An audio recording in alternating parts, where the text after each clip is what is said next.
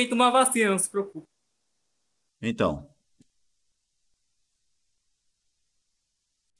É a reação.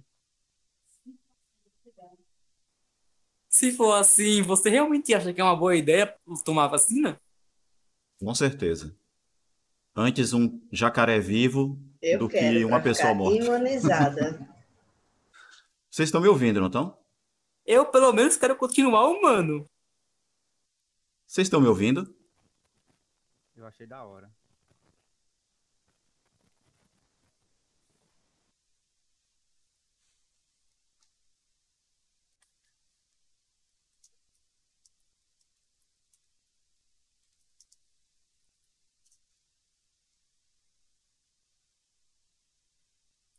Ué, por que não estão me ouvindo?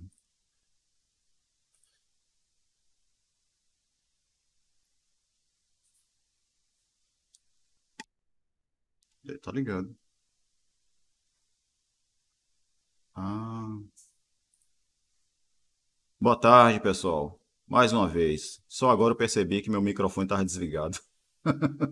Esse tempo todo. Agora vocês me ouvem? Sim, dá pra ouvir. Ah, é Sim, porque eu não, professor. é porque com minhas garras aqui eu não tinha conseguido pegar no mouse e ligar o microfone. Não. Brincadeira. Então, voltando, perguntando mais uma vez aqui, vocês têm alguma dúvida com relação às coisas que nós vimos até agora?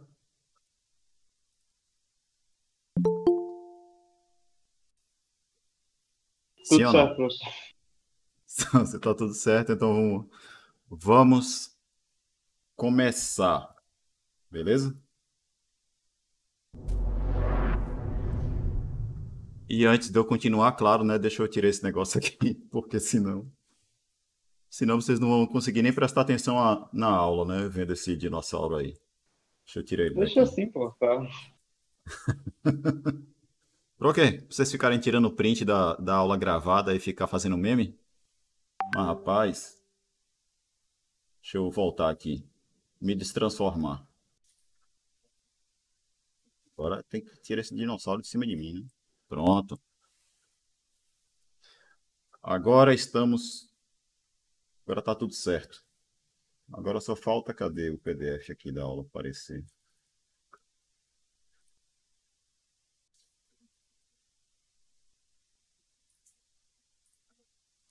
Pronto, então vamos lá. Continuando, nós tínhamos parado aqui, eu não me lembro se tinha sido nesse teorema. A gente estava falando sobre os números racionais, né? Em que vale lei de tricotomia e tal. E aí vamos lá, ó. Esse teorema, o 435, é aquele. Eu acho que eu comentei ele na aula passada, comentei? Comentou, Que acho que o é. senhor já tinha terminado a parte dos racionais, e se eu não me engano, o senhor tinha dito que ia meio que acelerar o processo da construção dos reais Ah, então e tá já ia certo. para funções, se eu não me engano. Ah, então tá certo, beleza. Então eu já tinha comentado todas essas coisas de números reais, né? De números racionais, né? Ah, sim, mas tinha faltado comentar sobre esse resultado aqui, ó.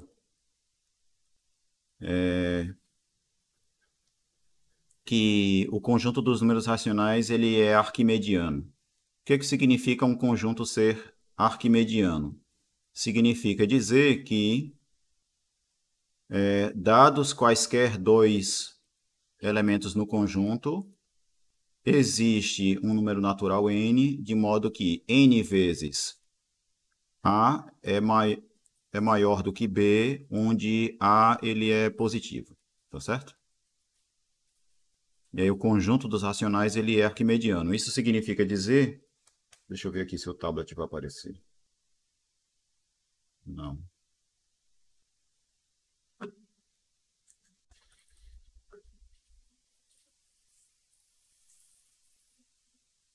Ué, só um instante aqui.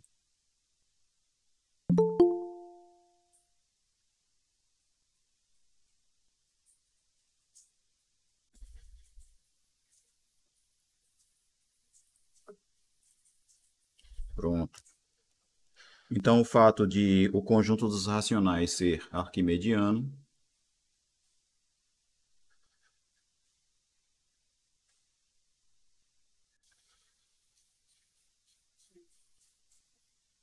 significa dizer que, para quaisquer que sejam A e B pertencentes a Q, com A positivo, existe um N natural e tal que N vezes A vai ser estritamente maior do que B. Isso é o que significa ser arquimediano. Esse tipo de propriedade a gente vai usar mais para frente para provar algumas coisas. E eu vou deixar só por enquanto enunciado aí, tá certo? Então agora vamos falar aqui um pouquinho sobre os números reais. Como que é a construção dos números reais. Uma explicação bem breve.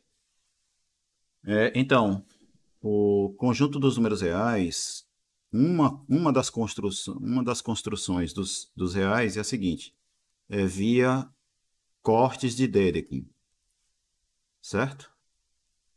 Aí, o que é um corte de Dedekind? Aí a gente vai começar o processo de definir isso. Aí tem essa primeira definição, que é a seguinte. Pegue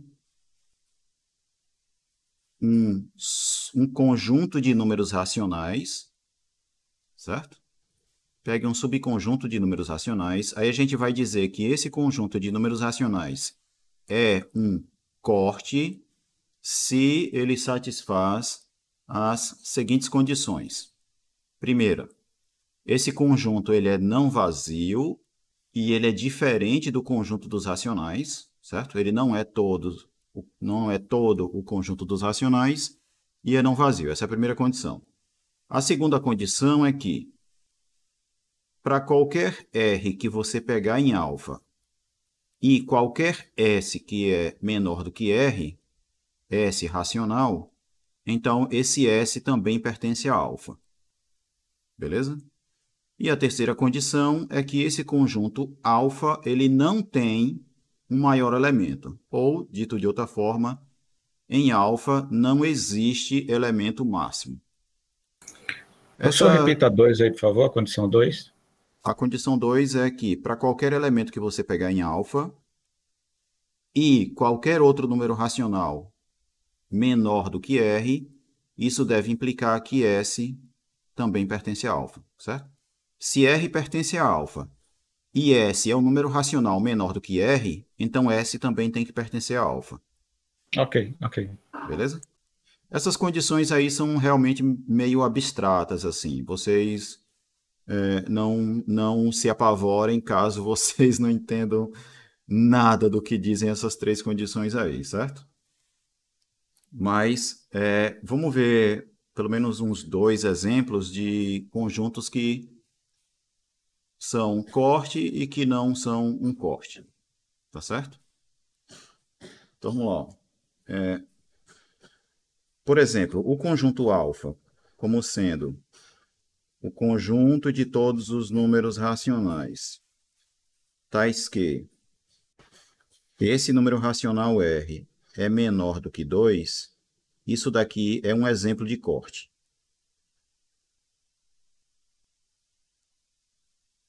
Certo? Por que que isso é um corte?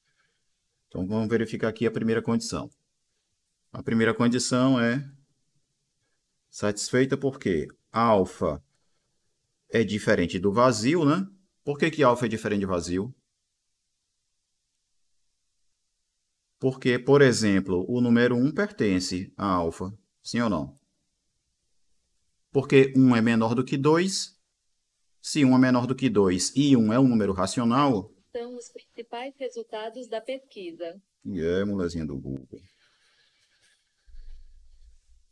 Então, 1 é um número racional menor do que 2, então ele pertence a alfa, tá certo? Beleza? Outra coisa. Alfa é diferente dos racionais. Por quê? Porque, por exemplo, o número 3, ele é um número racional que não pertence a alfa. Sim ou não? Sim, professor. Pronto, então aqui existe pelo menos um elemento que está nesse conjunto e que não está nesse, certo? Então, os dois conjuntos são diferentes. Segunda condição. Seja R um cara que pertence a alfa e S um número racional que é menor do que R. Beleza? Então, o que acontece? Ó? Como R pertence a alfa, isso implica dizer que R é menor do que 2. Beleza?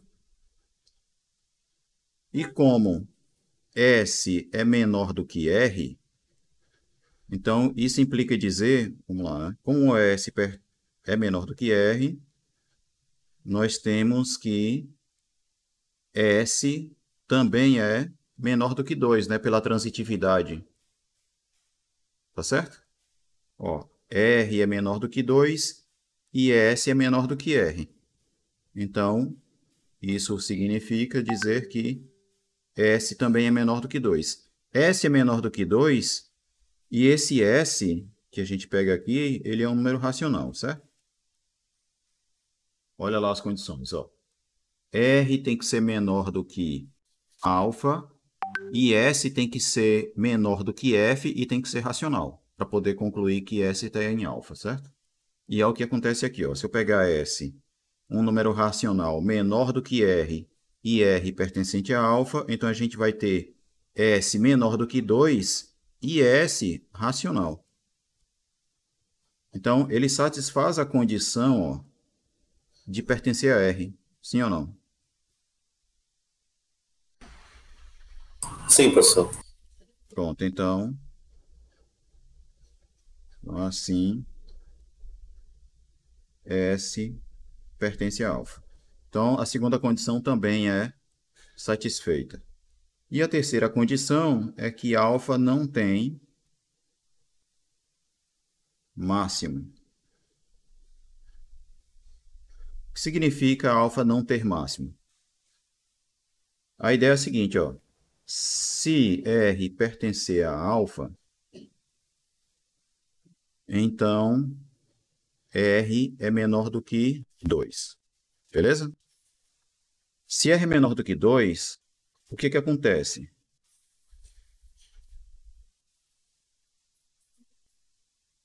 Vai acontecer o seguinte, ó, que R vai ser menor do que R mais 2 dividido por 2, e isso daqui é menor do que 2. Certo? Esse carinha aqui, ele é o ponto médio entre o 2 e o R. Beleza? Como esse cara é um número racional e esse daqui também, então, esse carinha aqui do meio, que é a média aritmética dos dois, ele também é um número racional. Tá certo?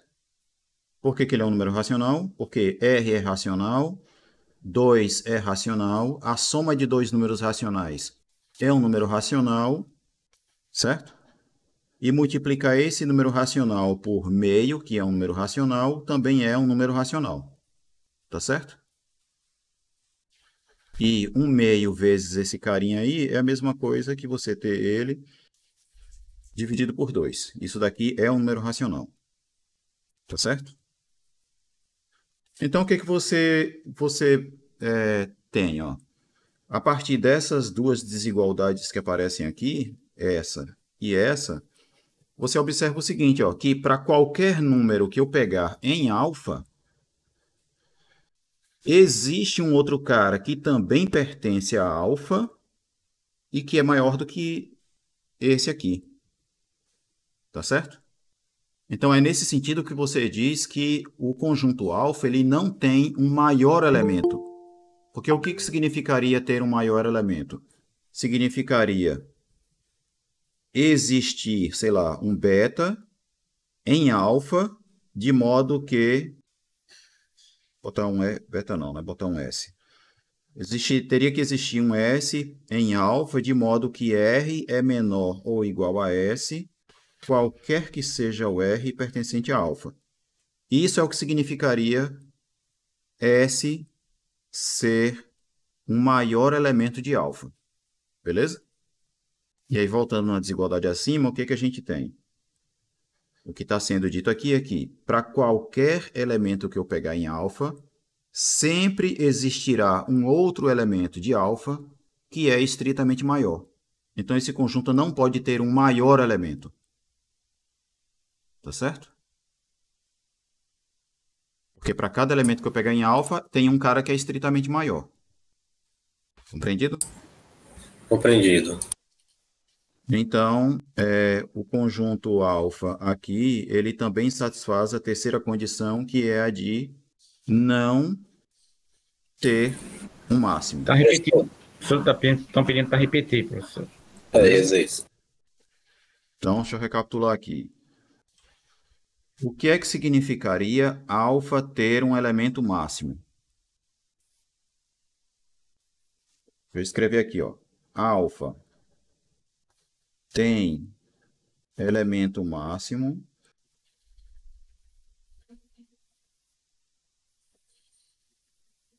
se e somente se existe um S pertencente a alfa, tal que R é menor ou igual a S para qualquer que seja o R pertencente a alfa. Beleza? Alfa vai ter um maior elemento se existir um cara que é maior ou igual a qualquer elemento de alfa. Beleza? Isso está compreendido? Dá, professor. Tá sim, professor. Pronto. E aí, por que que o conjunto alfa não tem um máximo? Por causa dessas desigualdades aqui, ó. O que que essa desigualdade, principalmente essa daqui, está me dizendo? Que para qualquer elemento que eu pegar em alfa, existe esse cara aqui que é estritamente maior. Beleza? Mais do que isso, essa outra desigualdade está me dizendo o quê? Que esse cara, por ser menor do que 2 e também ser um número racional, ele é um cara que pertence a alfa. Professor, se fosse menor ou igual, aí tinha o máximo, não é isso? Se fosse menor, se fosse assim? Sim. Aí o máximo seria 2. Se fosse menor ou igual, na definição do conjunto alfa, né? Aqui. Isso. Aí ele teria ele teria um maior elemento, ele teria um elemento máximo. Só que Ok, aí ele não seria um corte, Ok, perfeito, exatamente. certo? Porque para ser corte, ele não pode ter um elemento máximo. Tranquilo? Então veja que essas desigualdades estão mostrando o quê? Que para qualquer carinha que eu pegar em alfa, vai existir um outro cara que pertence a alfa, que é estritamente maior do que esse. Compreendido? Por isso ele não Professor, tem um elemento máximo. Diga. E quanto a mínimo, um corte ele pode ter um mínimo? Não. A definição é essa aqui, ó. Certo. Mínimo ele pode ter. Não tem problema. Verdade. Beleza?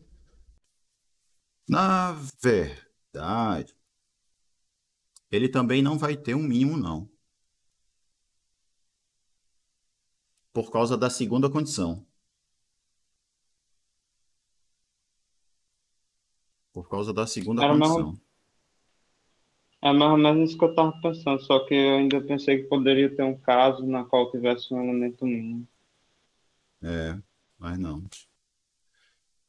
Então, compreendido aí mais ou menos o que é o corte, né? Sim, professor. Pronto, então, algumas proposições agora. Tem algumas aqui que eu vou até pular, como por exemplo essa 5.1.8, que se você tiver um corte em um número racional, esse R ele é cota superior do alfa, se somente se ele não pertence ao corte. Eu vou pular essas mais técnicas aqui, ó. Vou comentar dessa aqui, ó.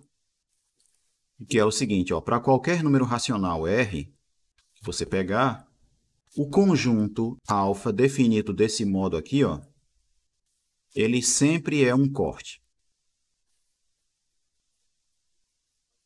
Beleza? Ele sempre é um corte e mais do que isso, esse R, ele é a menor cota superior de alfa. Ou seja, ele é o menor número racional que é maior ou igual a qualquer um que pertence a alfa, certo? Então, esse é um corte. Esse corte, né, os cortes desse tipo aqui, ó, são os cortes que nós vamos chamar de cortes racionais. E aí esse corte vai ser representado por R asterisco. Beleza? Então, por exemplo, o que é o 2 asterisco? 2 asterisco nada mais é do que o conjunto de todos os números racionais que são menores do que 2. Compreendido? O que é o 3 asterisco? Vai ser o conjunto de todos os racionais tais que R é menor do que 3. E assim por diante. Tá certo?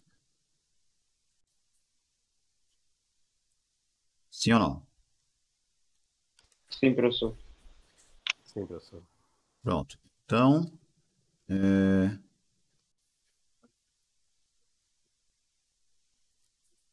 esse teorema aqui, ó, o 5.1.13, ele mostra que esse conjunto aqui ele também é um corte. E é um corte que não é racional. Ele não é do tipo desse aqui, ó. Ele não é um corte desse tipo. Esse corte aqui, que não é racional, mais para frente a gente vai identificar esse cara como sendo a raiz quadrada do 2. Tá aí, ó, para quem quer saber o que é raiz quadrada de 2, raiz quadrada de 2, do ponto de vista formal, axiomático, do ponto de vista dessa construção abstrata, a raiz quadrada de 2 é esse conjunto aqui, ó. Diga aí, que estranho, né?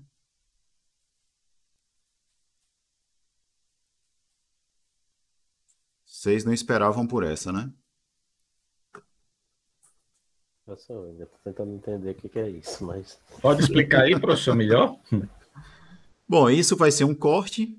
O conjunto dos cortes é o que a gente vai chamar de números, o conjunto dos números reais depois, certo? Justificar o porquê que isso é a raiz quadrada do 2 não é uma coisa assim muito trivial, porque, enfim, você não consegue imaginar o porquê que isso é verdade olhando só para esse conjunto, né? Né? Mas, de qualquer forma, fique, por enquanto, só acreditem, certo? Isso daqui é a raiz quadrada do 2. Beleza?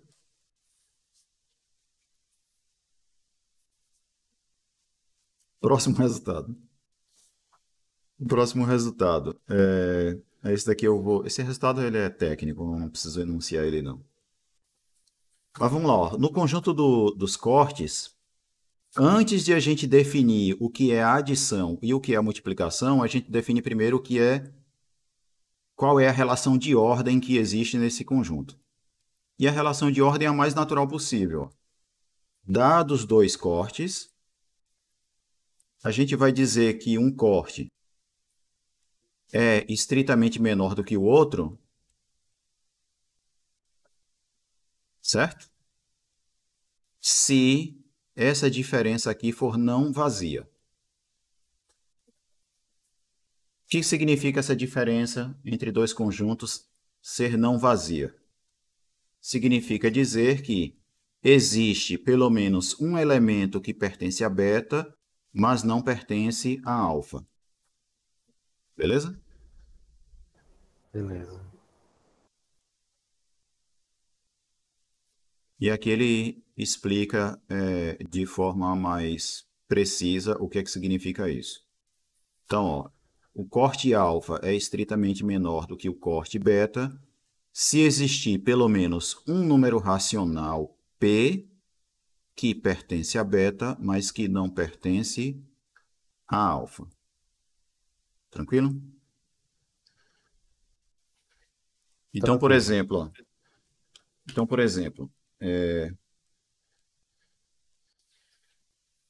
esse corte aqui, vamos pegar aqui esses dois cortes, ó. O 2 asterisco, ele é estritamente menor do que o 3 asterisco. Sim ou não? Sim, professor. Por quê? Porque existe pelo menos, sei lá, porque existe P igual a 3 meios. Deixa eu ver, 3 meios? Não. Eu quero... 5 meios. 5 meios. Existe pelo menos os 5 meios, que pertence ao 3 asterisco e que não pertence ao 2 asterisco, né? Por que que ele pertence ao 3 asterisco? Porque ele é um número racional que é menor do que 3, né? Porque esse aqui é 2,5. E ele não pertence ao 2 asterisco porque ele é maior do que 2, né? E para pertencer a 2 asterisco teria que ser menor, né? Tranquilo? Tranquilo. No conjunto dos cortes, que a gente vai chamar depois de conjunto dos números reais, esses carinhas aqui, ó, eles serão os números racionais dentro dos reais. Porque note que um número racional, puramente, né, do jeito que foi construído na aula anterior, um número racional, por si só, ele não é um corte. Porque o que é um corte? Um corte é um conjunto de números racionais satisfazendo 3 condições, beleza? Então, um número racional apenas, ele não é um corte. Então, um número racional, do jeito que foi construído, o conjunto dos racionais, ele não seria um subconjunto dos números reais, né? Tá certo? Porque cada número racional não é necessariamente um corte. E aí, como é que a gente vai identificar os racionais como subconjunto dos reais? A gente vai fazer uma coisa parecida como a gente já fez com números naturais dentro dos inteiros, né? Um número natural, ele não é um número inteiro, mas a gente faz uma identificação, né? Lembram? A gente fazia uma identificação de um número real com um elemento lá inteiro, e aí, via essa identificação, a gente pensava nos naturais como subconjunto dos inteiros. Aí a gente fazia a mesma coisa dos inteiros para os racionais. Um número inteiro não é um número racional, mas a gente identificava os números, cada número inteiro com um certo elemento nos racionais, e via essa identificação, a gente pensa nos inteiros como subconjunto dos racionais. Aqui é a mesma coisa. Cada número racional, ele não é um corte, não é um número real. Mas a gente identifica cada número racional com um certo corte via o asterisco. Porque a proposição que eu tinha enunciado dizia o quê? Ó, vou voltar nela aqui. Essa proposição aqui, ó. O que é que ela diz? Para qualquer número racional, esse conjunto aqui é um corte. Beleza? E esse corte é o que a gente vai chamar de R estrela, R asterisco. Compreendido? Então, cada número racional vai ser identificado com um corte desse tipo, né? Cada número racional R vai ser identificado como sendo um corte R asterisco. E aí é nesse sentido, no sentido dessa dessa identificação que a gente vai pensar nos racionais como sendo um subconjunto dos reais. Beleza? Então, vamos prosseguir aqui, ó. Então, definido aí o que é a relação... Diga. Aí como é que fica os irracionais? Então, os irracionais vão ser definidos como sendo todos aqueles que não são racionais. Um número é irracional se ele não for racional. E repare que essa proposição aqui, ó, essa já está mostrando que existem cortes que não são racionais. Então, tanto existem cortes que são racionais, como cortes que não são racionais. Tá certo? Professor, O mas conjunto é de todo... dízima periódica? Não, não necessariamente. Uma dízima periódica ainda pode ser um número racional.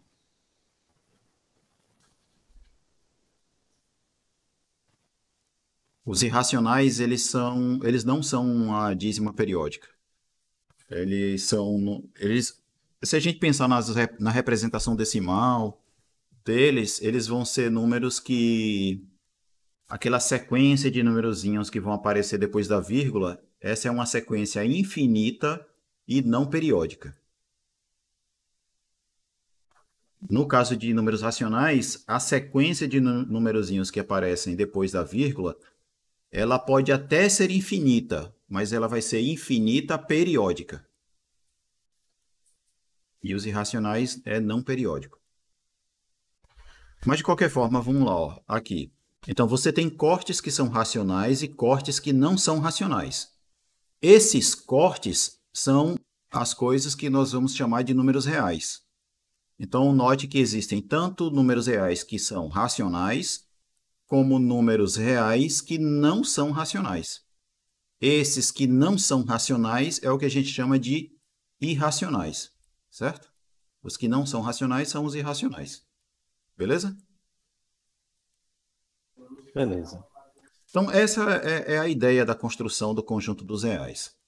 Beleza? Aí vai ter um monte de definições, como, por exemplo, a relação de ordem.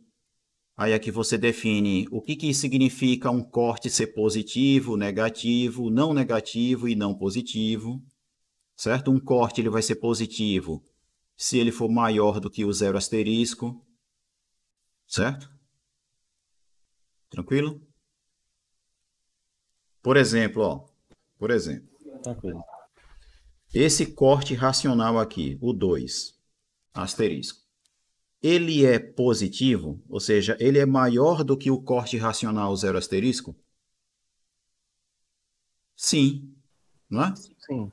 Por quê? Porque você tem pelo menos o número 1 que pertence a 2 asterisco e não pertence a zero asterisco. E isso daqui é um número racional, né? Então, ó, esse corte racional é maior do que esse corte racional. Certo? Então, nesse caso aqui, a gente diz que esse cara, como número real, ele é um número real positivo, porque ele é maior do que zero, estritamente. Tá certo?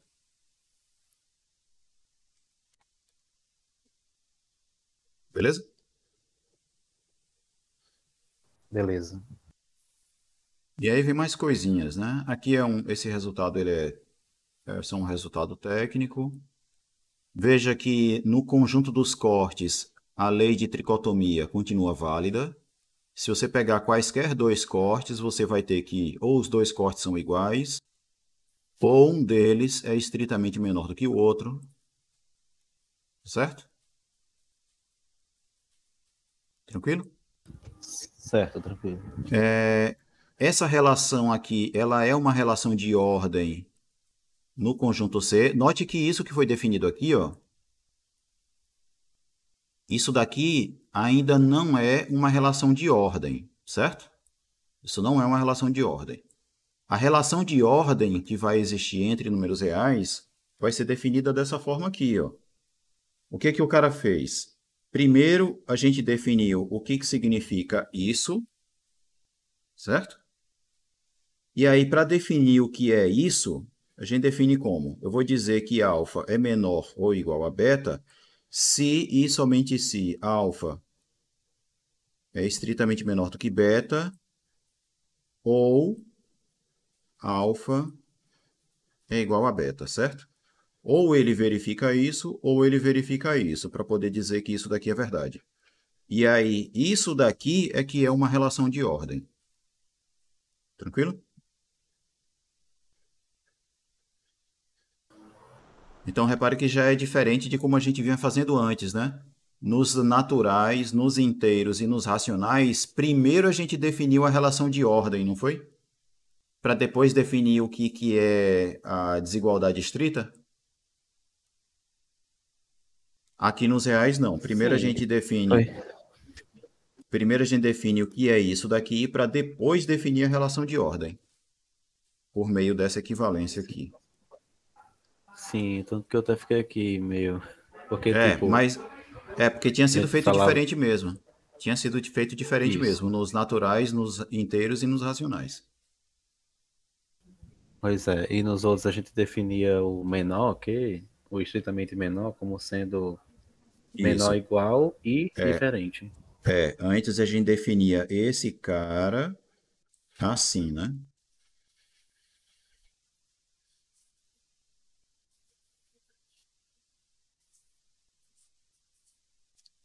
A gente definia desse jeito, né? Não é? Isso mesmo. Primeiro a gente definia o que é isso, para depois definir o que é isso. Já no caso dos reais, a gente define primeiro o que é isso daqui, para depois definir o que é isso. E isso aqui é que é a relação de ordem nos reais. Tá certo?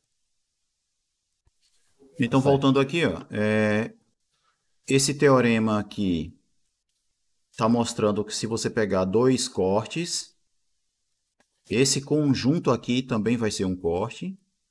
E o que é esse conjunto? Esse conjunto é o conjunto formado por somas de um elemento de alfa com um elemento de beta. Beleza? Essa soma que aparece aqui, ó, é a soma de números racionais, que a gente já sabe como que é feita, né? Então, dados dois cortes, você faça o seguinte: faça todas as somas possíveis de um elemento de alfa com um elemento de beta. Aí você vai formar um novo conjunto, que é o conjunto gama. Esse conjunto gama, ele também vai ser um corte. E esse corte aqui é o corte que a gente vai chamar de alfa mais beta. Ou seja, esse conjunto aqui, ele é a soma do corte alfa com o corte beta. É como se isso daqui, ó, fosse a nossa definição de soma de números reais. Essa é a definição de soma de dois números reais. Tá certo? Nessa construção que está sendo feita, claro, né? Beleza? Essa soma, ela é comutativa, ela é associativa, ela tem elemento neutro, que vai ser o zero asterisco. Tranquilo?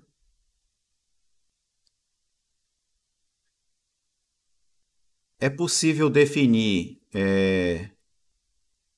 também o que é o corte menos alfa. Beleza? Beleza. Dá para definir quem é o menos alfa.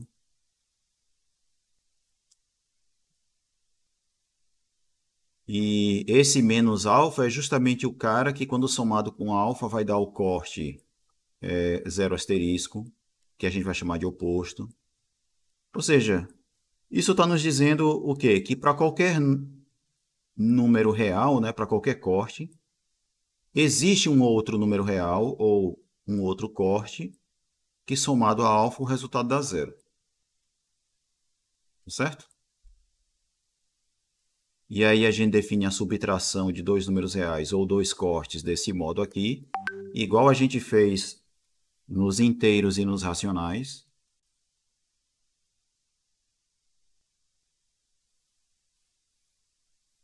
Beleza?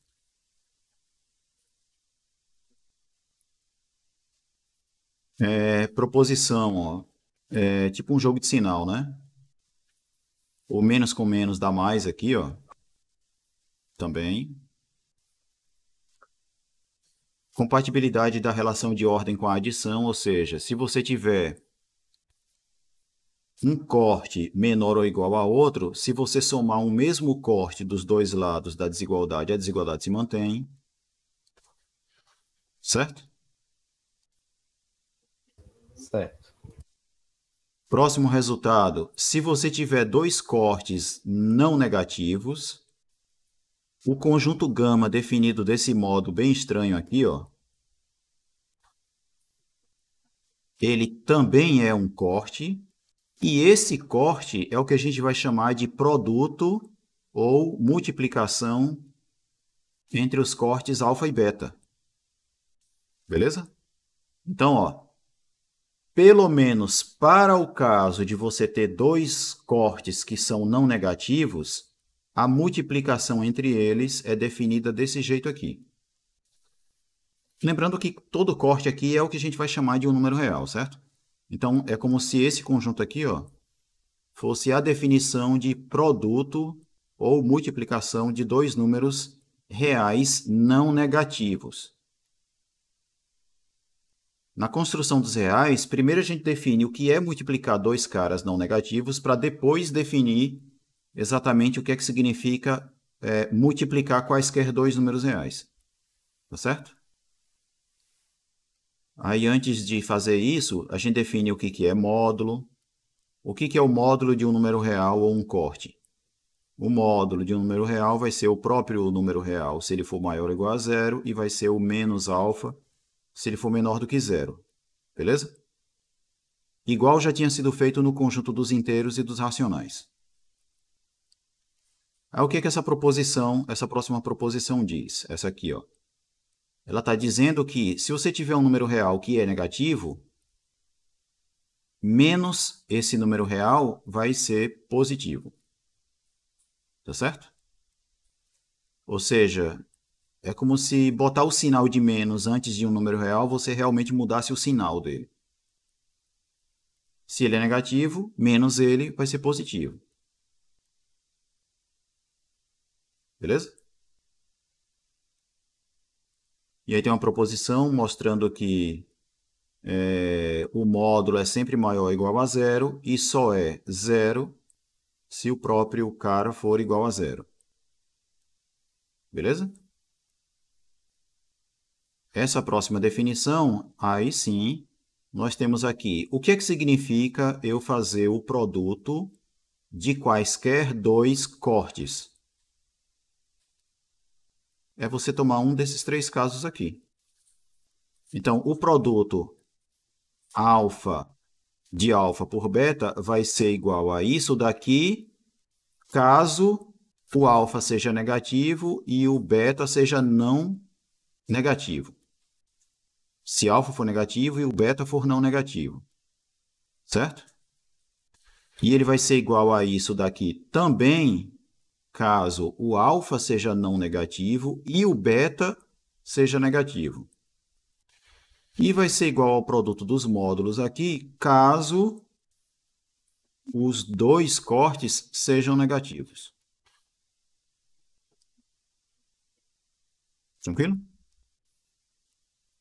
E alguém pode estar se perguntando, professor, e no caso dos dois serem não negativos? No caso dos dois serem não negativos, é o que a gente já tem aqui nessa definição. Certo? Que foi dada por causa desse teorema aqui, ó. Se os dois são não negativos, ó, esse conjunto gama vai ser o produto dos dois. Olha ele aqui, ó. Tá certo? Então veja que, né, que complicação, né, para a gente definir o que é multiplicar dois cortes ou multiplicar dois números reais, não?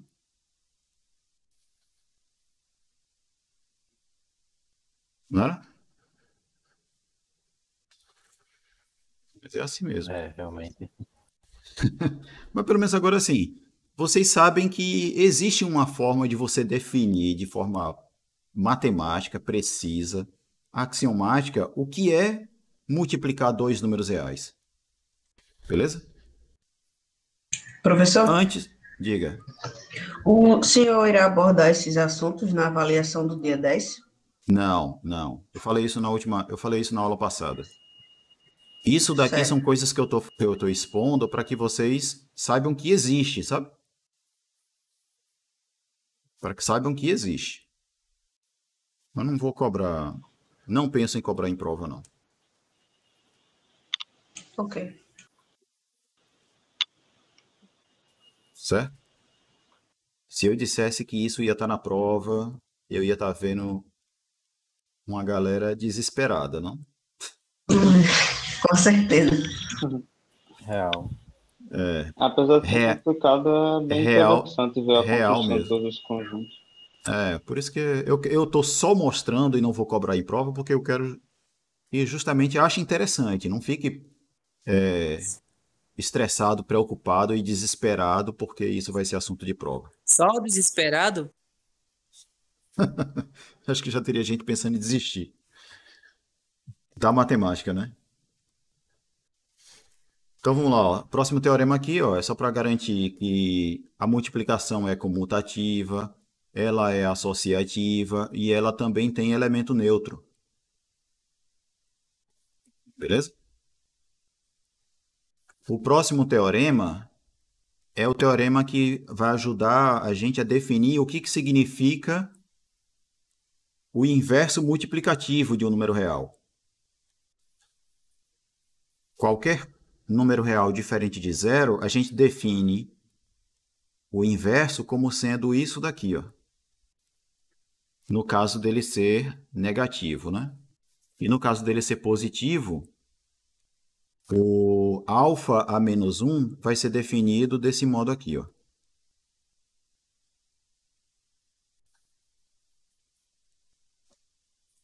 Esse conjunto, definido no teorema 5.3.16, esse conjunto, ele é o corte ou o número real que, quando multiplicado por alfa, o resultado dá 1, que é o que está dizendo esse próximo teorema aqui, ó.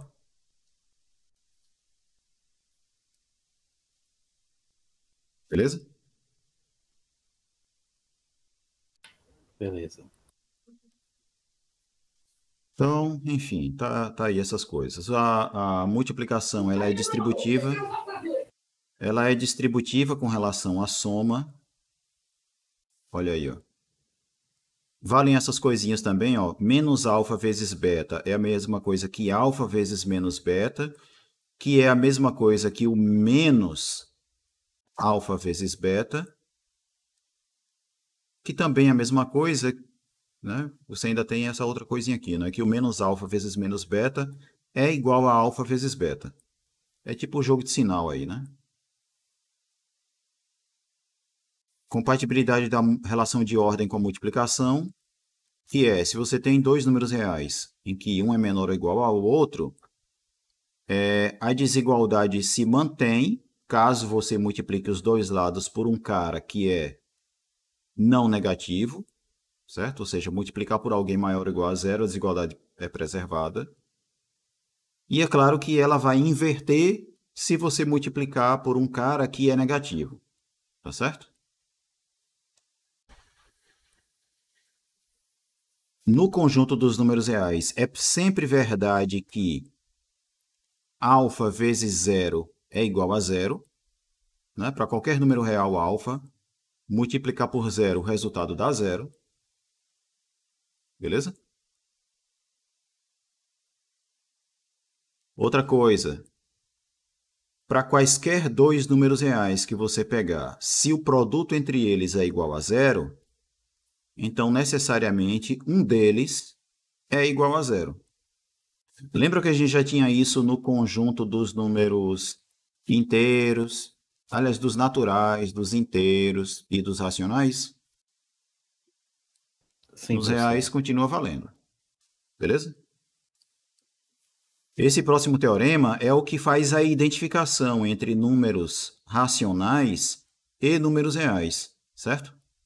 Como é que eu vou enxergar um número racional como sendo um número real? Via essa identificação. Beleza? Eu pego um número racional e olho para o corte correspondente dado por R asterisco. Aí esse R asterisco é o que a gente vai enxergar como sendo o nosso número racional como elemento no conjunto dos números reais. Compreendido?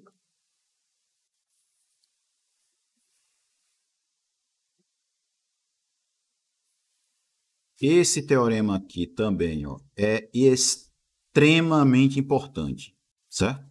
Extremamente importante esse resultado. A gente vai usar ele em algum momento durante esse curso também. Que é o quê? Ó?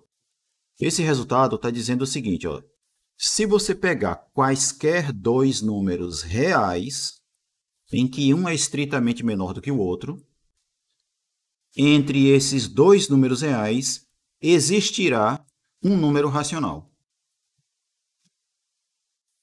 Beleza? Pense em dois números reais quaisquer distintos. Entre eles vai ter um número racional. Tá certo? Certo, professor. No caso dos números inteiros, por exemplo, ó, quando a gente tinha dois números inteiros, entre dois números inteiros não necessariamente existe um número inteiro, né? Porque, por exemplo, se os dois números inteiros forem consecutivos, a gente viu um resultado lá que mostrava que entre dois números inteiros consecutivos não existe um outro número inteiro. Lembram disso?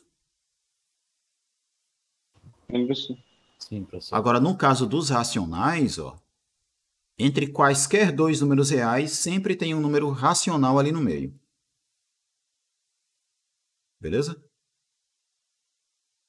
Beleza. Em particular, entre dois números inteiros quaisquer distintos, vai ter um número racional ali no meio. Entre dois números naturais consecutivos, existe um número racional no meio. Certo? Entre dois números racionais quaisquer distintos, existe um número racional no meio. Entre quaisquer dois números reais, isso acontece. Beleza?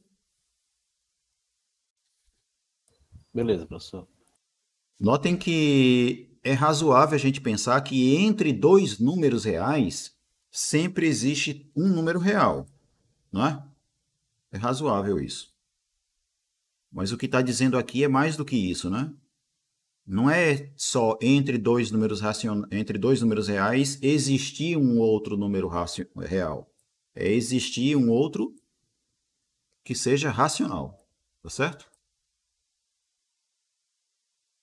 E aí essa próxima definição aqui, ó, ela só está dizendo, né, que o conjunto C de todos os cortes é o que a gente vai chamar de conjunto dos números reais. E a gente vai denotar pela letra R. Certo?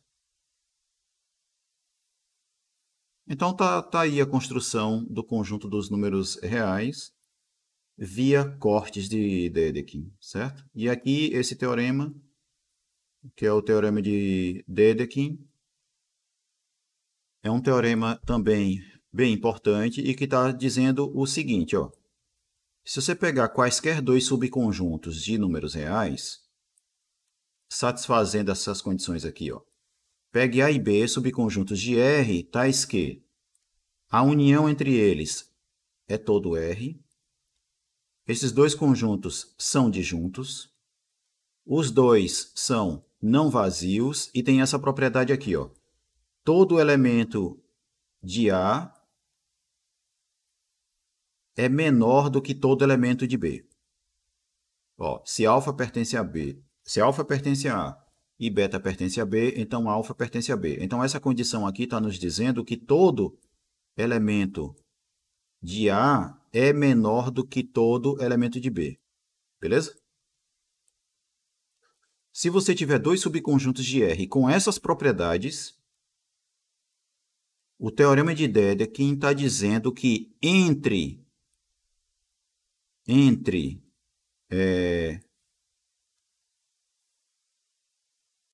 os conjuntos A e B, vai existir um número real, vai existir um único número real, melhor dizendo, que é maior ou igual a qualquer elemento do conjunto A e é menor ou igual a qualquer elemento de B.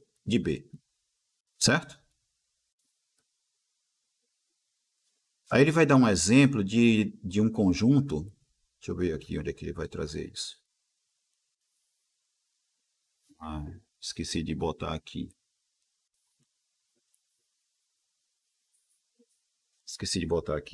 Mas deixa eu colocar aqui. Ó. Com esse teorema de Dedekind, a gente consegue provar o seguinte tipo de coisa. Ó. Se eu pegar o conjunto A como sendo o conjunto de todos os números reais, tais que x ao quadrado é menor do que 2, e pegar o conjunto B de todos os números reais, cujo quadrado é maior do que 2, certo? Maior ou igual. A união entre esses dois conjuntos é igual a R. A interseção entre esses dois conjuntos, ela é vazia. Certo? Esses dois conjuntos são não vazios. Beleza? E dá para mostrar também que, para qualquer alfa que eu pegar em A e beta pertencente a B, a gente consegue deduzir que isso daqui ocorre. Ou seja, esses dois conjuntos A e B, eles satisfazem a esses 4 itens do teorema de Dedekind. Tá certo? Satisfaz os 4 itens. Tranquilo? Tranquilo. Então, pelo teorema de Dedekind, existirá um único gama pertencente a R, tal que isso daqui é verdade. Ó. Isso aqui é verdade para qualquer alfa pertencente a A e qualquer beta pertencente a B. Esse gama, que é o único cara que está entre esses dois conjuntos, esse gama é a raiz quadrada de 2. Beleza? Beleza. Ele vai ser a raiz quadrada de 2. Se eu trocar o 2 aqui por exemplo, 3, aí a gente teria que esse único gama seria a raiz quadrada do 3. Se eu trocasse aqui por um 5, por um 6, por qualquer número racional, eu teria a raiz quadrada desse número racional. Tá certo? Na verdade, eu poderia colocar aqui um número real, alfa qualquer. E aí eu teria a raiz quadrada desse alfa. Beleza? Certo. E eu poderia trocar também o expoente 2 aqui por um número n, um número natural n. Que essas 4 condições aqui continuam sendo satisfeitas. E aí esse gama seria o quê? O que vocês acham que ele seria? Quem seria o gama? Seria a enésima raiz de 2. Exatamente, seria a enésima raiz do 2. Se no lugar do 2 eu colocar um número real qualquer, chamar de A, aí seria a raiz enésima de A. Tá certo? Beleza? Tá certo. Essa é a ideiazinha. Por isso que aqui, depois desse teorema do Dedekind, ele vai definir aqui, né? O que é uma potência natural de um número real qualquer. O que significa um número real elevado a uma potência n? A gente vai dizer que isso daqui é igual a 1 caso a potência, né, o valor do expoente seja zero. Beleza? E a gente vai dizer que a enésima potência vai ser igual a n menos 1ésima potência vezes o próprio A, né? Para o caso da potência do expoente ser maior do que 1. Tranquilo? E uma potência negativa, né, uma potência de expoente negativo, nada mais é do que a enésima potência do inverso do número real. Certo? É isso aqui, ó. O que é 2 elevado a o cubo, por exemplo? 2 elevado ao cubo vai ser 2 vezes 2 ao quadrado, por definição, certo? Mas o que é o 2 ao quadrado? 2 ao quadrado vai ser o 2 vezes 2 elevado a 1. Tranquilo? E o que é o 2 elevado a 1? É o 2. Se eu juntar essas coisas, ó, se eu substituir isso aqui e substituir isso aqui, a gente vai ter que 2 ao cubo nada mais é do que 2 vezes 2 vezes 2, que é o 8, né? Tranquilo? Sim ou não? Sim, professor. Sim, professor. E, de acordo com a definição que foi dada, o que é 2 elevado a menos 3?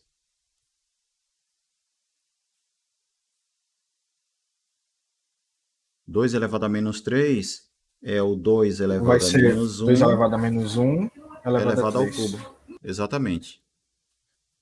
Certo? Que no final das contas vai ser o quê? Quem é 2 elevado a menos 1 por definição? Aquilo que a gente escreve como sendo 1 sobre 2, né? E aí isso daqui seria a mesma coisa aqui. 1 meio vezes 1 meio vezes 1 meio, né? Que vai ser o 1/8, né? É possível provar também, usando indução, que, por um lado, nós temos que 2 elevado a menos 3 é igual a 2 elevado a menos 1 elevado ao cubo, mas isso é a mesma coisa também que 2 elevado ao cubo elevado a menos 1. Beleza? Dá para provar isso também. E dá para provar isso de maneira mais geral, claro, né? Que A elevado a menos N, que por definição é igual a isso, a gente pode provar que é igual a isso aqui também. Tá certo? Tá certo. Professor, Diga. e como que a gente constrói o A elevado a 1 sobre N, por exemplo? Elevado a... A 1 sobre N. Ah, a 1 sobre N? Tá, vamos lá. Ó. Esse cara aqui é o que a gente define como sendo a raiz enésima do A. E o que é a raiz enésima do A? É a solução desta equação aqui. E essa equação aí, para positivo, aliás, A maior ou igual a zero, essa equação ela vai ter solução por causa deste teorema aqui. Cadê ele? Por causa do teorema do Dedekind. Certo? Que é aquilo que eu estava fazendo aqui, ó. Se eu definir esses dois conjuntos, certo? Se eu definir esses dois conjuntos, a gente prova que esses dois conjuntos satisfazem a essas 4 condições do teorema do Dedekind, e, portanto, existirá um gama satisfazendo isso aqui, né? Esse gama, ele vai ser um cara que vai satisfazer isso aqui, ó.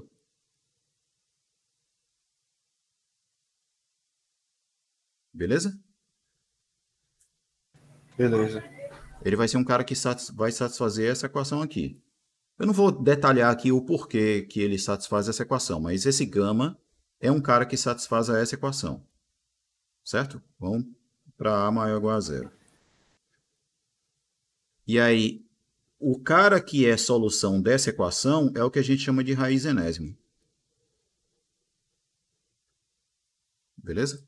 Então, no caso, a raiz enésima ser igual a elevado a 1 sobre n é a definição. É somente definição. Isso, definição. Esse cara a gente escreve assim também. Por definição. Aqui é definição. Entendi. Beleza? E aí, como é que a gente faz para definir o que é, por exemplo, A elevado a, sei lá, 2/3? O que é A elevado a 2/3? O expoente fracionário agora. A gente pensa nisso aqui, A elevado a 1/3 vezes 2. É elevado ao quadrado. Sim, é. Ao quadrado. Beleza? Que também pode ser a mesma coisa, porque dá para provar isso, é a mesma coisa que isso daqui. Claro, para A maior ou igual a zero, certo? Essas coisas é para A maior ou igual a zero. Tranquilo? Tranquilo. Agora eu estou compreendendo. Aí alguém pode se perguntar assim, professor, e para A negativo?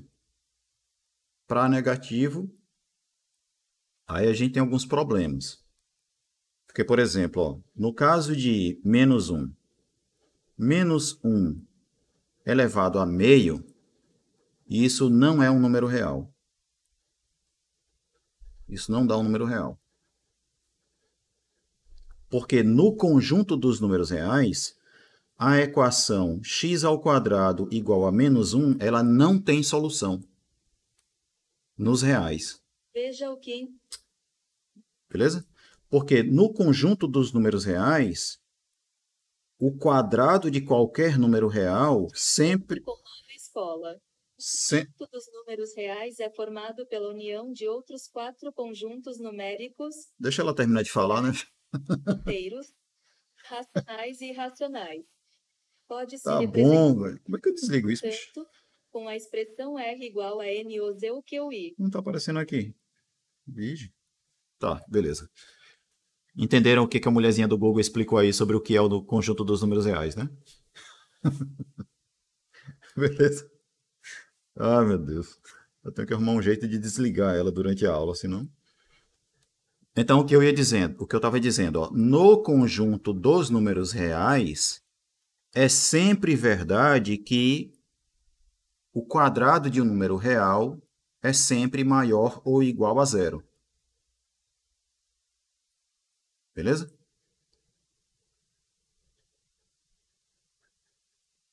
Sim ou não? Sim, professor. Por que isso? Porque, por exemplo, se o seu x ele for maior do que zero, quando você multiplicar os dois lados, a desigualdade se mantém, né? Se x for positivo. Beleza? E é o que é que você vai ter? Do lado de cá você tem zero, e do lado de cá... Aliás, no caso, né? Se for maior ou igual a zero, a desigualdade se mantém, né? E do lado de cá você tem x ao quadrado, certo? Então, se x for maior ou igual a zero, x ao quadrado vai ser maior ou igual a zero. E no caso do x ser negativo?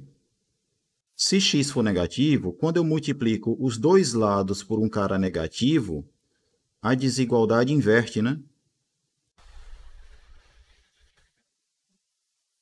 Aí do lado de cá você vai ter zero e do lado de cá você tem x ao quadrado. Então veja aqui, se x for maior ou igual a zero, x ao quadrado é maior ou igual a zero. E no caso de x ser negativo, o quadrado é positivo. Ou seja, o quadrado de um número real sempre vai ser maior ou igual a zero. Beleza? Então, por essa razão, ó, essa equação aqui, no conjunto dos números reais, nunca vai ter solução. Ela nunca vai ter solução, certo? Porque o lado de cá é negativo e o lado de cá é maior ou igual a zero. Beleza? Beleza. Então, nesse sentido, ó, como essa equação aqui não tem solução, então não existe raiz quadrada de menos 1 no conjunto dos números reais. Mais para frente, na terceira unidade, a gente vai ver que no conjunto dos números complexos, aí sim ela tem solução, essa equação. E aí sim a gente pode falar na raiz quadrada do menos 1. Que muitos dizem assim, né? A raiz quadrada de menos 1 é igual a i. Mas isso não é verdade também. É que eu posso de novo estar acabando com a expectativa de alguém aí. Se alguém perguntar a vocês, raiz quadrada de menos 1 é igual a i? Não. Formalmente falando, do modo assim, bem preciso, não. Você até pode raciocinar o i, pensar no i como se fosse a raiz de menos 1, certo? Mas ele não é de fato raiz de menos 1. O que é i? I é a solução desta equação aqui. É o número complexo que é solução desta equação. X² igual a menos 1. Beleza? Essa foi uma das dúvidas que eu tive ano passado, quando eu estava olhando sobre números complexos. Eu podia dizer que i é igual a raiz quadrada de menos 1. Porque tecnicamente a definição aqui, i ao quadrado é igual a 1, só que aí eu tinha ficado meio em dúvida nisso. Então, a definição do i ele é o número complexo que elevado ao quadrado é igual a menos 1. É claro que durante as contas, se você escrever i igual raiz quadrada de menos 1 e sair fazendo umas contas e tal, e não se atrapalhar com isso daqui, né? Por exemplo, eu quero dizer o seguinte, né? Se você faz raiz de menos 1 vezes raiz de menos 1, se você pensa, né? Isso daqui vai ser a mesma coisa que raiz quadrada de menos 1 elevado ao quadrado cancelando com raiz dando menos 1. Assim, você fez a conta meio que certa, sabe?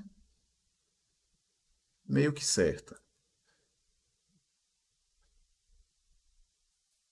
Mas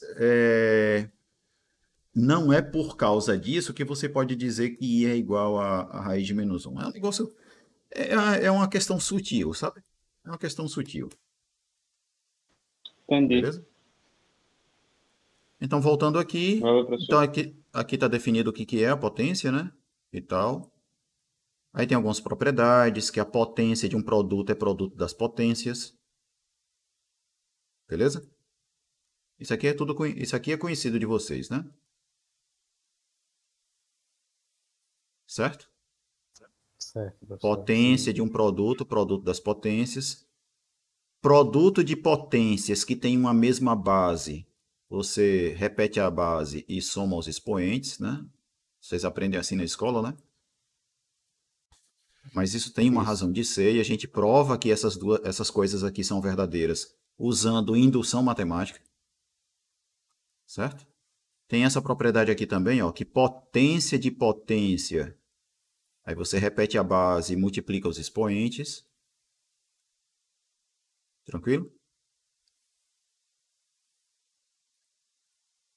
Tá aqui, no conjunto dos números reais, tudo isso acontece.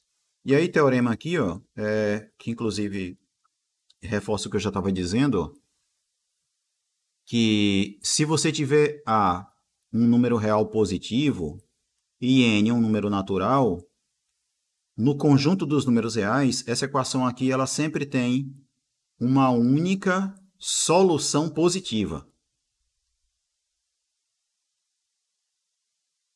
Certo?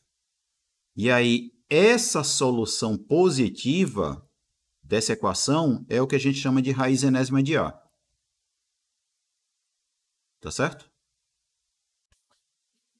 E aí, vamos lá, ó, uma coisa. Então, o que é que o teorema está dizendo? Esta equação aqui, se A for positivo, ela tem uma única solução. Essa solução é o que a gente vai chamar de raiz enésima de A. Beleza? Porque o teorema está dizendo que essa equação aqui ela tem uma única solução positiva. Então, esse cara aqui é positivo. Então, aquilo que a gente chama de raiz enésima de um cara positivo tem que ser um cara positivo. Tá certo? Sim ou não? Tá certo. Sim, sim. É por isso que quando a gente fala, por exemplo, em raiz de 9, qual é a raiz quadrada de 9? 3. 3. Por que que não pode ser o menos 3? Menos 3 elevado ao quadrado não é 9 também? Sim ou não? Sim, verdade. Não é? Mas por que que o menos 3 não é raiz quadrada de 9? Porque, por definição, a raiz quadrada do 9 é a solução positiva dessa equação aqui. Não é qualquer solução, é apenas a positiva. É que a gente chama de raiz quadrada do 9. Beleza? O menos 3 é uma solução da equação? Sim. Mas essa solução a gente não chama de raiz quadrada do 9. Beleza? A gente só chama de raiz quadrada do 9 a solução positiva dessa equação. Tá certo? Mais um exemplo, ó. Quais são as soluções desta equação aqui? X ao cubo igual a 8. Só tem uma também. Só tem uma e é o 2, né? Certo? Então, essa solução positiva dessa equação aqui é a que a gente vai chamar de raiz cúbica do 8. Beleza? Quais são as soluções para essa outra equação aqui agora? X elevado à quarta igual a 16. Também seria 2, mas... Pode ser o 2, né? poderia ser Porque também 2 menos vezes 2 dois. vezes 2 vai dar 16. E o menos 2 também.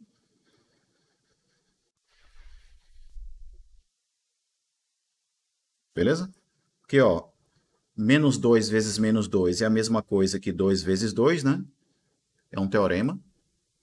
Menos 2 vezes menos 2 é igual a 2 vezes 2. E aí 2 vezes 2 vezes 2 vezes 2 é 16. Então, 2 e menos 2 são soluções dessa equação aqui. Beleza?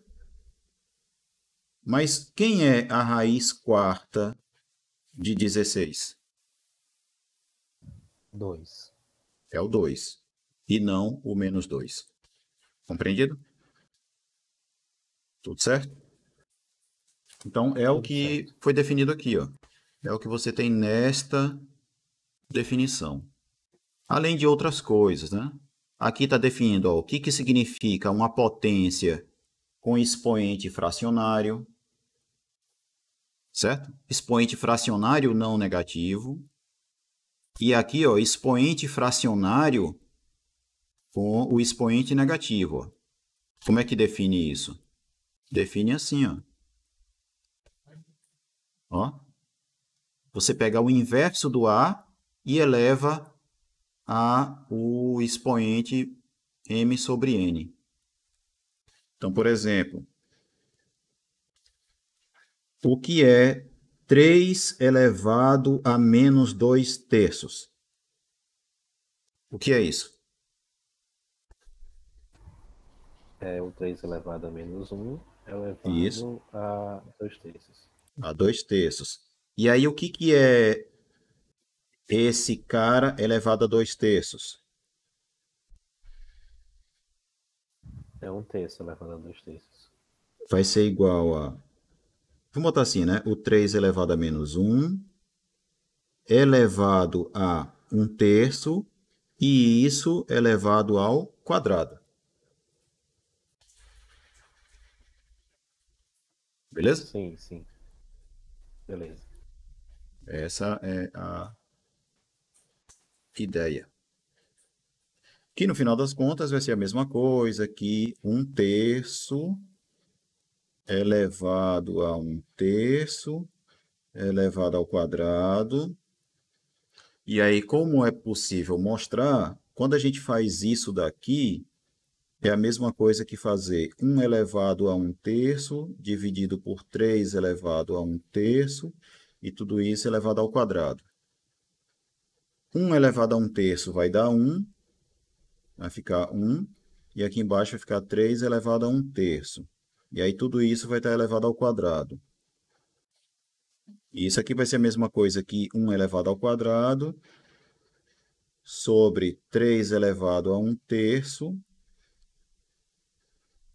elevado ao quadrado, que vai nos dar 1 sobre 3 elevado a 2/3. Certo? Diga aí, isso daqui é a mesma coisa que isso daqui. É claro que, assim, tá parecendo que ficou um negócio complicado, né? Mas a ideia não é essa. Eu fiz todos esses passos aqui, ó, para poder ficar usando as propriedades uma de cada vez. Certo? Que propriedades são essas? Essa daqui, ó. Essas daqui também, ó. Mesmo com expoente fracionário, ó, potência de produto é produto das potências. Produto de potências de mesma base, você repete a base e soma os expoentes. Potência de potência equivale a você multiplicar os expoentes, certo? E aqui, mais uma vez, ó, potência de produto, produto de potências, onde essa potência aqui é um número racional qualquer. Beleza?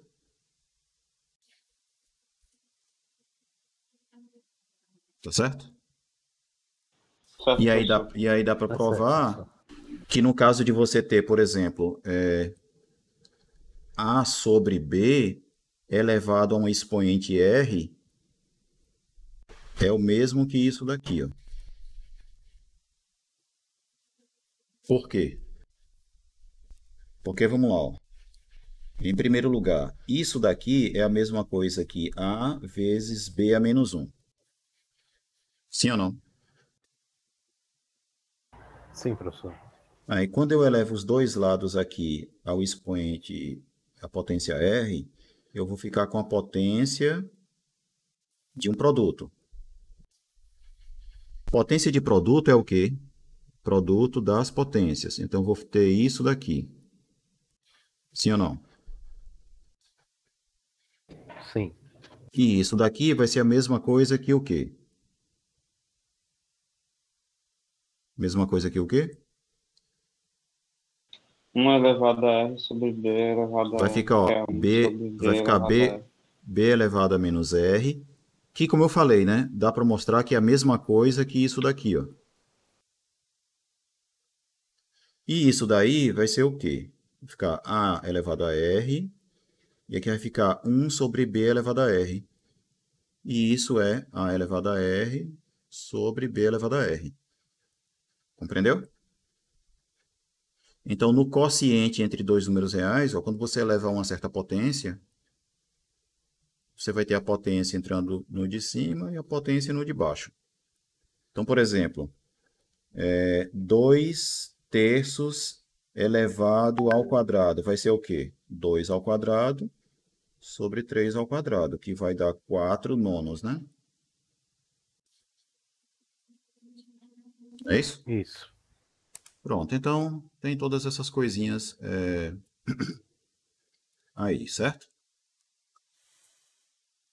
Bom, é claro que eu poderia passar mais tempo aqui falando de várias outras propriedades aqui dos números reais, que assim, né? Agora que o conjunto dos reais foi construído, todas as coisas que a gente vai fazer daqui por diante, quer dizer, daqui por diante não, né? A partir de um certo ponto do curso, a gente vai ficar usando todas essas propriedades de números reais, né? Beleza? E outra coisa é que, como já só faltam 8 minutos para terminar a aula, eu acho que não vale a pena eu começar a falar de funções. Já nessa aula não. Vou deixar para falar de funções na sexta-feira. Tudo bem? Tudo bem. Que aí a gente fica concentrado num tipo de assunto só, né? Funções. Certo? E aí, como sexta-feira eu vou Certo. falar sobre funções, então não vai ser uma aula de exercícios. Então, depois a gente pode marcar um encontro extra, se for o caso, num sábado, por exemplo, para ficar só fazendo exercícios. Tá certo? Tá certo, professor. Beleza? Então, eu acho que eu vou terminar a aula por aqui mesmo, Professor, certo? Diga. só antes, é o seguinte, porque naquela parte que você falou da raiz de -1, Ah, que você deu o exemplo de raiz de -1 vezes raiz de -1, hum,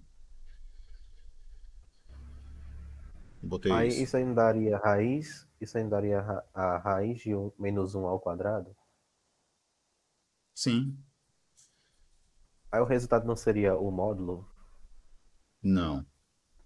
Mas foi bom você ter não? perguntado isso, ó. A raiz quadrada de um número real x elevado ao quadrado vai dar o próprio x. Tá certo? O que dá Sim. módulo é isso aqui, ó. É um número real ao quadrado e você tira a raiz quadrada dele. Aí sim, a raiz quadrada do quadrado de um número real vai dar o módulo desse número real.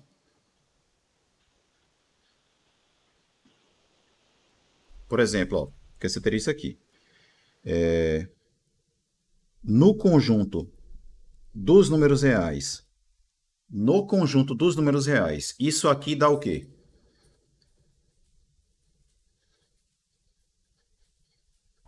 Vazio. Isso não daria nada, certo? Porque isso daqui não existe nos reais. Isso não é um número. No conjunto dos números reais, isso não é um número real. Certo? E aí ao quadrado também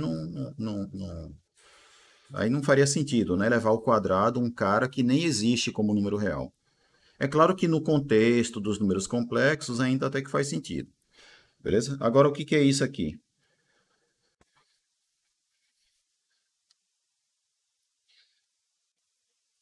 Aí seria o módulo de -1. Isso, seria o módulo do -1, que é o 1. Né? Sim. Eu já vi gente fazer isso aqui, ó. Raiz corta com quadrado e diz que isso é -1. Certo? Ai, meu Deus, eu quase morri no dia. É que nem professor de língua portuguesa quando ouve alguém falando errado, né? Eu quase morro nessa. Cortar a raiz com esse quadrado aqui dá -1. Pelo amor de Deus, se alguém nessa turma tinha a menor possibilidade de achar que estava certo, cuidado. Cuidado. Outra, outra pergunta Diga. agora que me surgiu. Porque Diz a aí, gente, Matheus. até ensino médio, muitas vezes a gente aprende que a raiz de um número ao quadrado é a mesma coisa que a raiz. É tipo assim, o quadrado ele É, pode tanto ficar dentro quanto fora. Eu tinha aprendido isso também no ensino médio. não, mas veja. Isso vai ser verdade sob certas condições. Que condição é essa? Se o número em questão for positivo. Por exemplo, 2. Raiz de 2 elevado ao quadrado, 2. Beleza? E 2 ao quadrado e tirar a raiz disso também vai ser 2. Então, isso daqui é verdade, ó. Isso daqui vai ser verdade se x for maior ou igual a zero. Aí sim, tudo bem. Mas para qualquer x, não. Então, pode ter sido isso que o professor de vocês tenha ensinado no ensino médio. E aí vocês, na época, não tenham atentado para o fato que é esse aqui. Nesse caso aí é verdade. Certo? No Sim. caso do x ser negativo, aí o que aconteceria? No caso de x ser negativo, o lado de cá seria módulo de x e o lado de cá não existe. Não pertence, não existe. Nos reais, certo? Nos complexos tudo bem. Beleza? Agora faz sentido, beleza. Tranquilo, né? Então, alguma pergunta mais aí?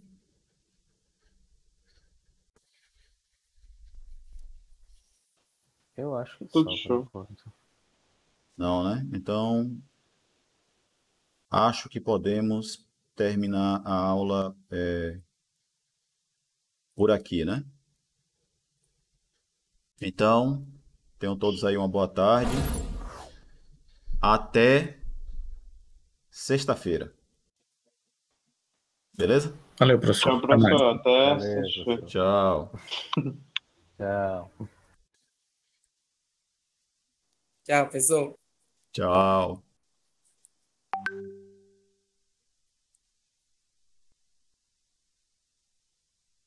Professor, eu tenho uma dúvida. Diga. É que ainda não estou conseguindo conceber a ideia de que, de lá do início, que o senhor disse que um número real, na verdade, é um conjunto de todos os números menores, de todos os números racionais menores que ele, o chamado corte, não é isso? Isso. Mas como assim, se eu disser em uma conta aparecer o número 3, por exemplo, ali na verdade não é o 3, é o conjunto de 0, 1, 2, tipo isso, eu não entendi isso. Olhando do ponto de vista dessa construção formal, o número 3, o número real 3, ele vai ser o conjunto de todos os números racionais que são menores do que 3.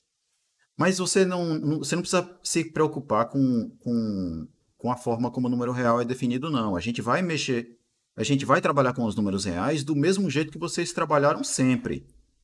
Certo? Quando você for fazer, sei lá, 3 vezes 4, 3 vezes 4 para você vai continuar sendo 12 normalmente como era antes. Você não precisa ficar se preocupando. Caramba, 3 vezes 4, como é que eu vou fazer isso? Se o 3 é o conjunto dos números racionais menores do que 3, o 4 é o conjunto dos números racionais menores do que 4. Eu fiquei exatamente assim que o senhor está descrevendo. Não, é justamente isso que está passando. Não, mas não precisa se preocupar com isso, não. Ali era só para mostrar como que o conjunto dos números reais pode ser construído. Mas a gente não vai mudar nada com relação à forma como a gente já trabalhava antes, não, certo? Aliás, só para vocês verem que os reais, eles não necessariamente eles vêm do nada. Compreendeu? Entendi. Então, tipo, meio que só faz sentido para os outros, para as operações em si do que para a nossa vida real, né? Para a definição de tudo. Não sei se faz mais entendi o que sentido você para quis dizer. construção, para formalidade do que para nossa vida real. Isso, aquilo ali é só para construção. É só para construção. Tá bom, beleza? era só isso mesmo. Obrigado, professor. Então, até sexta-feira. Boa tarde e tchau.